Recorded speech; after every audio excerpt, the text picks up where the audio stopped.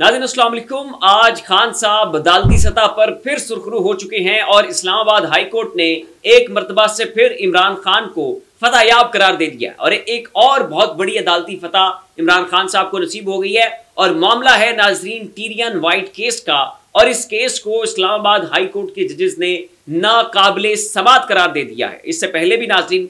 3 रुकनी bench बना था और उसमें से 2 जो जजेस थे उन्होंने ये कहा था कि ये केस एक निजी नीयत का केस है। इसके ऊपर जो है कुरान की अहादीस से, कुरान की आयात से जो है वो उन्होंने ये चीज़ साबित की कि खान साहब का ये केस जो है ये काबिल समात नहीं करार दिया जा सकता, और उसके बाद उस केस को खारिज कर दिया गया। और अब फिर नाज़रीन इस केस को दायर किया जाता है और इस मरतबा 3 जजेस ने, नाज़रीन 3 रुकनी लार्जर बेंच था और इन तीनों के तीनों जजेस ने इस केस को जो है वो नाकाबिले समात करार दे दिया है। सबसे पहले नाज़रीन मैं आपको इस केस का थोड़ा सा बैकग्राउंड बताता चलूँ। मामला है नाज़रीन खान साहब के किरदार का, और खान साहब पे केस ये किया गया था कि इमरान खान के सीता वाइट नामी खातून से गैर शरई मरासिम थे, गैर शरई तल्लुकात थे, और इमरान खान साहब ने अल्लाह माफ़ करे उस औरत के साथ जो है वो जना किया। उस जना के नतीजे में एक बेटी पैदा हुई जिसका नाम था टीरियन वाइट।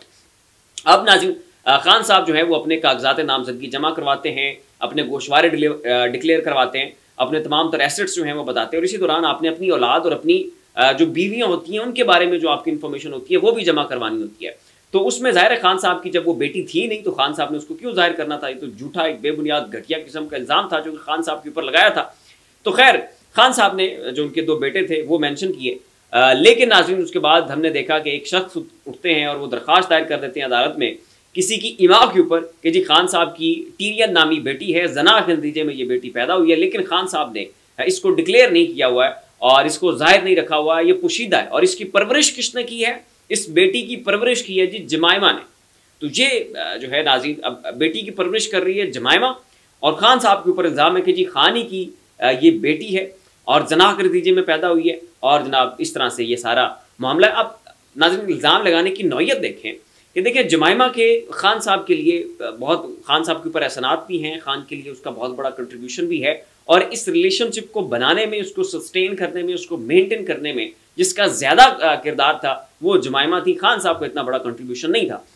उस औरत ने अपना दीन बदला,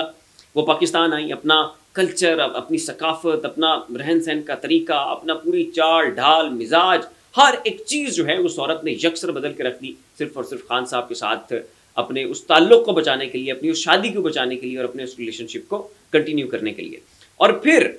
खान साहब के ऊपर इल्ज़ाम ये है कि खान साहब किसी और औरत से जना करते हैं और बेटी पैदा होती है और उस बेटी को जमाइमा के हवाले कर दिया जाता है कि जी जमाइमा इसकी परवरिश करे। मतलब जुल्म की भी एक हद और इंतहा होती है। भी ठीक है वो खान साहब के साथ मुखलिस हैं, लेकिन औरत के अंदर बर्दाश्त का एक मादा होता है, एक लिमिट होती है। आप ये नहीं कर सकते हैं कि आप किसी के साथ आप जना करें, आप चीटिंग करें, उस औरत के साथ जुल्म हो जो आपकी ज़ौजा है, और फिर आप एक हरामजादी आपकी अपनी बेटी ला के अपनी ज़ौजा को पकड़ा दें और कहें कि इसकी परवरिश करो। क्या दुनिया में कोई औरत ऐसी एग्जिस्ट करती है जो इतनी बड़ी कुर्बानी थी, इतनी बड़ी बर्दाश्त हो उसके अंदर कि अपने ही शौहर की चीटिंग भी बर्दाश्त करे और उस बेटी की भी परवरिश करे? तो खैर ये एलिगेशन जो है नाज़रीन खान साहब के ऊपर लगाए गए, जबकि इसमें नाज़रीन हकीकत यह है कि जो सीता वाइट हैं वो जमाइमा की कज़न हैं, और वो बेटी उनकी पता नहीं कहाँ से पैदा हुई, जो भी मामला था, और वो जमाइमा की भांजी बनती है और उसकी उन्होंने परवरिश की है, लेकिन उसको खान साहब की बेटी बना के तो खान साहब की जो है कैरेक्टर असैसिनेशन की गई। खैर इस केस को नाज़रीन पहले भी नाकाबिल समात करार दिया गया था, और अब फिर 3 रुकनी लार्जर बेंच ने नाज़रीन इस केस को नाकाबिल समात करार दे दिया है, और ये खान साहब की नो डाउट एक बहुत बड़ी फतह है। जस्टिस अरबाब मोहम्मद ताहिर, जस्टिस समन रिफत और जस्टिस तारिक महमूद जहांगीरी, नाज़रीन ये वो 3 जजेस हैं जिन्होंने इस केस को नाकाबिल समात करार दिया है, और वाज़ेह अक्सरियत के साथ किसी एक जज ने भी जो है ये नहीं कहा कि इस केस को काबिल समात करार दिया जाए। और माजी में नाज़रीन जस्टिस मोहसिन अख्तर कियानी और जस्टिस अरबाब मोहम्मद ताहिर, ये वो 2 जजेस थे जिन्होंने इस केस को नाकाबिल समात करार दिया था। 3 रुकनी ये बेंच था, और तीसरे जो जज थे वो थे जस्टिस आमिर फारूक साहब। तो आमिर फारूक साहब जो हैं उन्होंने इस केस को काबिल समात करार दिया था। तो माजी में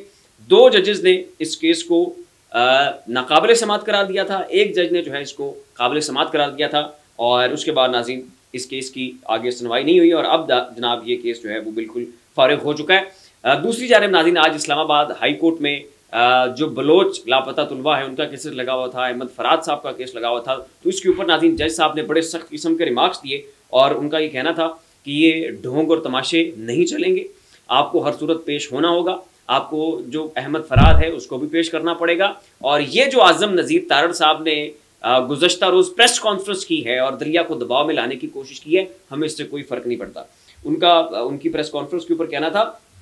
कि किसी के कहने पर प्रेस कॉन्फ्रेंस कोई करता है, करता रहे, इससे कोई फ़र्क नहीं पड़ता। अदालतें इन तमाम चीज़ों से मावरा होती हैं, जब तक मिसिंग पर्सन के केसेस आते रहेंगे ये कोर्ट्स अपना काम करती रहेंगी। ये नाज़रीन कहना था जस्टिस मोहसिन अख्तर कियानी साहब को, और बड़े सख्त किस्म के रिमार्क्स दिए। और फिर अटार्नी जनरल से उन्होंने कहा कि जो अहमद फराद हैं इन्हें हर सूरत प्रोड्यूस किया जाए, ये ISI के पास है बंदा, हमें उन्हीं से चाहिए। और अगर आप इन्हें प्रोड्यूस नहीं करते हैं तो DG को पेश करें, जो आपके DG ISI उन्हें बुलाएं, वो नहीं आते हैं तो मैं वज़ीर आज़म को बुलाऊंगा। तो बड़े नाज़रीन जोशीले अंदाज में जो है वो मोहसिन अख्तर कियानी साहब ने रिमार्क्स दिए, और उन्हें इस चीज़ का बिल्कुल अंदाज़ा है कि अगर इस तरह के रिमार्क्स वो दे रहे हैं, इस तरह की जजमेंट्स पास कर रहे हैं, इतना सख्त लबो लहजा इस्तेमाल कर रहे हैं, इसके कॉन्सिक्वेंसेज होंगे, इसके रिजल्ट्स निकलेंगे, उनकी फैमिली को इसका